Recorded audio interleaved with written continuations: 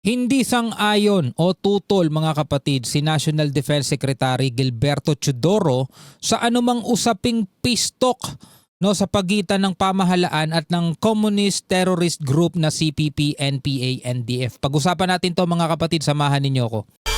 I'm just a young nigga chillin' on it. First time I seen ice was a Matapos lumutang mga kapatid ang usapin kasunod ng panawagan ng mga dating miyembro ng Government Exploratory Team na peace process sa pagitan ng pamahalaan ng Pilipinas at ng CPP, NPA, NDF. Nagsalita si Defense Secretary Gilberto Teodoro Jr. na hindi daw siya sang-ayon sa anumang peace talk sa communist terrorist group na nabanggit mga tol. No? Kung ikaw tatanungin, ikaw sang-ayon ka ba?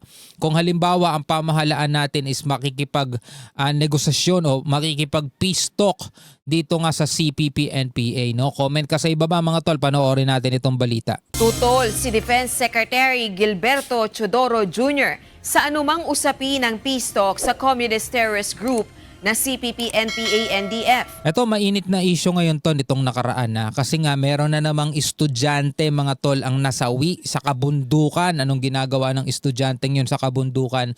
Matapos makainkwentro ang militar mga tol at sinasabi nga ng militar nagpaputok Sabing ganun mga tol No? Ano masasabi nyo dyan? Comment kayo sa ibaba. Ito ay matapos lumutang ang usapin kasunod ng panawagan ng mga dating miyembro ng Government Exploratory Team sa peace process sa pagitan ng pamahalaan ng Pilipinas at ng CPP, NPA, NDF. Kasunod ito ng nangyaring engkwentro sa Negros Occidental kung saan 19 ang nasawi. Ayon kay Teodoro, payapa ang bansa pero ginugulo lamang ng mga makaliwang grupo.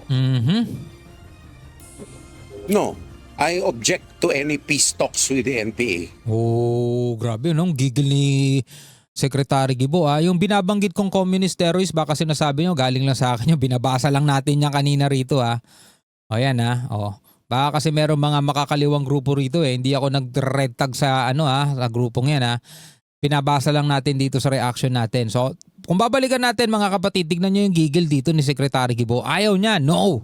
Sabing ganun. No, I object to any peace talks with the NPA. The Filipinos are at peace. They are the ones disturbing the peace. So why should we talk to them? Oh. They're committing crimes. Plain and simple. And it's terrorism.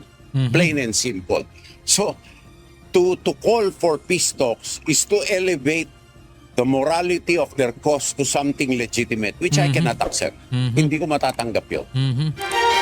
Ano masasabi niyo tungkol dyan mga kapatid? Pwede kayo magbigay ng inyong sariling komentaryo sa ibaba. Ngayon lipat tayo ng ibang balita mga tol. Hindi daw satisfied si US President Donald Trump sa proposal ng Iran. Dismayado rin siya mga kapatid sa takbo ng negosasyon sa Iran. No?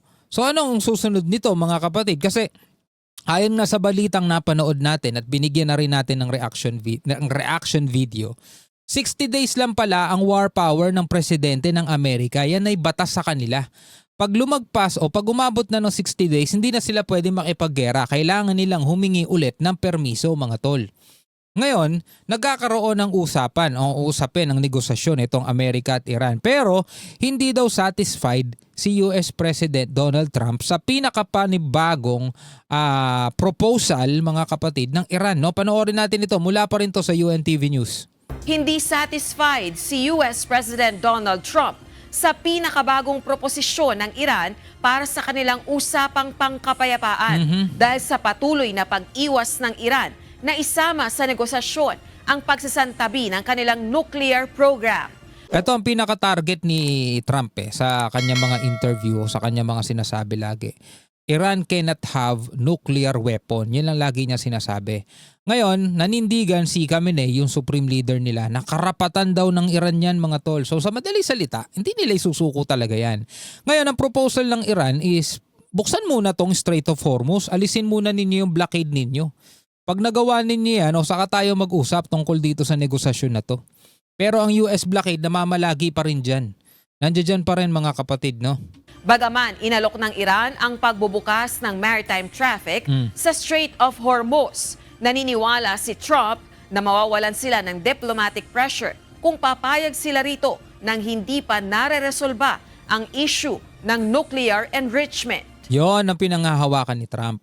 Yung pressure na yon mga tol, yung panggigipit dito sa Iran para sumunod sa kagustuhan nila. Ang ginagawa nila mga tol, iniipit nila ng iniipit.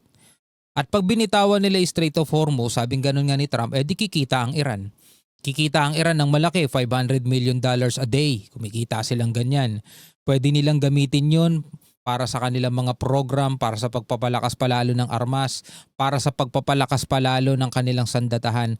Na kumbaga kung papasok tayo sa utak ni Trump, no, para niyang binibigyan ng pagkakataon ng Iran kumita para bumili ng armas na gagamitin laban din mismo sa kanila. So kumbaga yun ang naiisip ni Donald Trump mga tol eh. Kaya ayaw niya ring bitawan etong blockade dito sa Strait of Hormuz hanggang sa makuha na niya talaga yung gusto niya.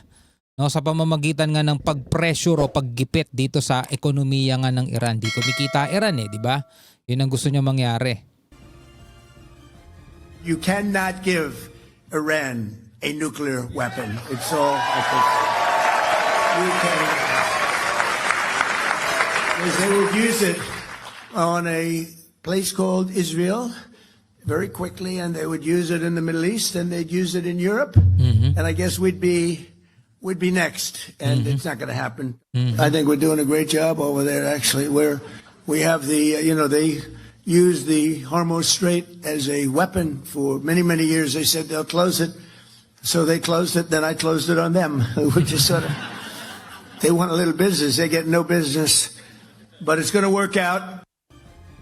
Samantala, ipinahayag ng Iran na nanatiling handa ang sandatahang lakas ng Iran na depensahan ang kanilang bansa laban sa anumang banta ng pag-atake mula sa US o Israel sa gitna ng pag-iral ng ceasefire sa mga naturang bansa.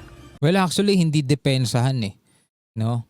Kasi yung mga missile strike naman ng Israel at saka ng Amerika, sinasalo naman talaga ng Iran dahil wala silang mga air defense system. Hindi sila nakakadepensa. Gumaganti sila mga tol. Yun ang matindi nun. Gumaganti sila at ang pagganti nila doon sa mga US base na kayang abutin ng kanilang mga missile system. No? Kumbaga, retaliate. Handa silang mag-retaliate, hindi depensahan. No? Tuloy natin. Alright mga kapatid, hanggang doon lang pala no. So eto na nga ang mga may init na balita. Unang tanong mga tol, ikaw pabor ka ba doon sa peace talk sa CPP, NPA? Si Secretary Gibo, sabi niya gano'n, no, hindi siya sang-ayon and you object, sabi niya gano'n mga tol. Yun lang daw ang nanggugulo, payapa naman daw ang bansa, yun lang daw ang nanggugulo yung mga makakaliwang grupo. Ano ang inyong masasabi doon? Comment kayo sa ibaba. And then, dito ano ang inyong masasabi sa pagkadismaya ni US President Donald Trump doon nga sa panibagong proposisyon ng Iran? Pwede ka magbigay ng inyong komentaryo sa ibaba. Hanggang sa muli mga kapatid.